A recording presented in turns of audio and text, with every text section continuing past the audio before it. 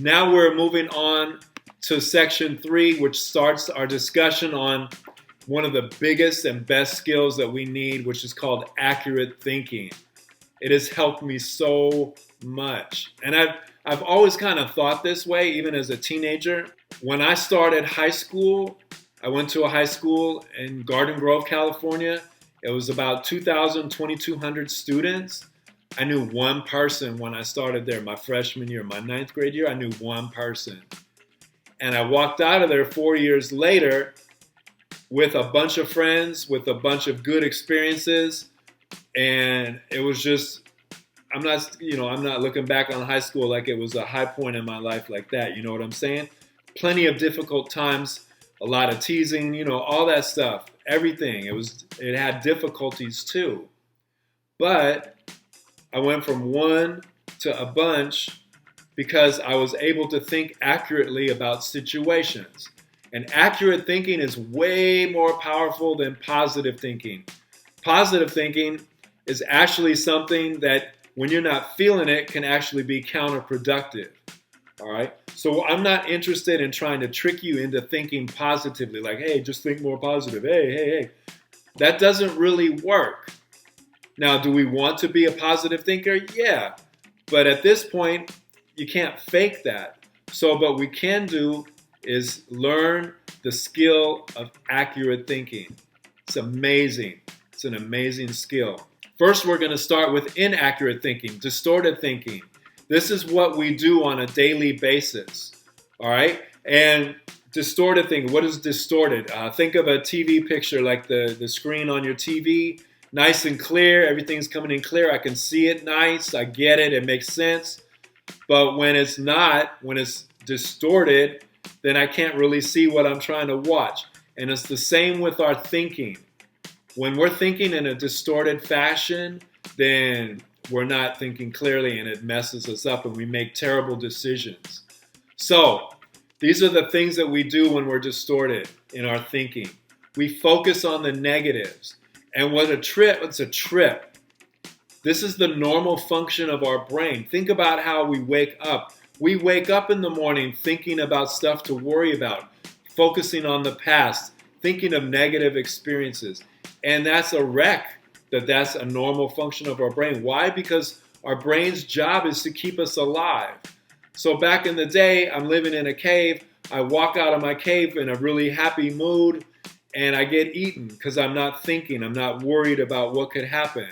So the humans at that point who thought negatively and were worried about stuff, I keep looking inside of like I'm looking for something to eat me. That's funny. But the humans that thought that way stayed alive. And so that just became a natural default way of thinking. Right? And we have not evolved to that point. Past that point. So that's a wreck, that's our normal way, but that's what we do. We focus on the negatives. And what you focus on, that's what you see. It's called reticular activating system. All right? It's the law of focus. So the second thing is a result of that. We don't acknowledge the positives. We could have opportunities all around us, but if I'm only focused on the negatives, which means I'm focused on myself, which is what I was saying before about the 400 trillion to 1 and how I can't get out of my way and out of my own problems, I don't acknowledge any of the positives that are going in my life. And we're going to work on that as the class progresses.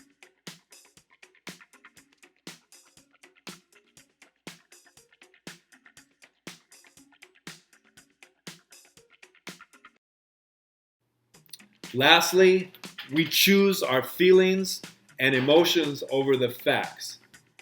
Now look, I'm going to teach you, and what's important is what Dr. Brown was saying in that first video is we need to acknowledge our emotions. That's a fact. That hurt. That was painful. That was sad. That was happy. That was joyful. I have gratitude. Those things. So we acknowledge those feelings and we feel them. But what we choose to do too often to stay in a state of stress or anxiety or depression is we choose to stay in our feelings and emotions over something, even when the facts tell us that we don't need to stay there, that we're just choosing something based on almost an addiction. Well, it is an addiction to the way that we're living our lives. And it's not cool. You don't deserve that. It's not right for you. And I'm not saying it's right like you're messing up. I'm saying you don't deserve that. It's not right. You deserve more. And the truth be told, because we're each of us are a miracle, that we're all 400 trillion to one, that means that we all have an innate gift, something that we have within us that needs to come out. And when it comes out, it makes the world a better place. When we keep it to ourselves, then the world is missing out. I'm missing out. You're going to see later how we're connected. We are. And how you're connected to yourself. These are the questions that I want you to answer after I'm done playing the video. How can you, in the face of really negative experiences, find your power? All right. Family doesn't necessarily mean biological family. It's time to build a squad. We have people around us that want to be on our squad. Write in a journal each day about that stuff. We're going to come back to this. Do not isolate yourself. Remember, shame only grows in silence and judgment. All right? So, and then number 5, make changes. Just little ones.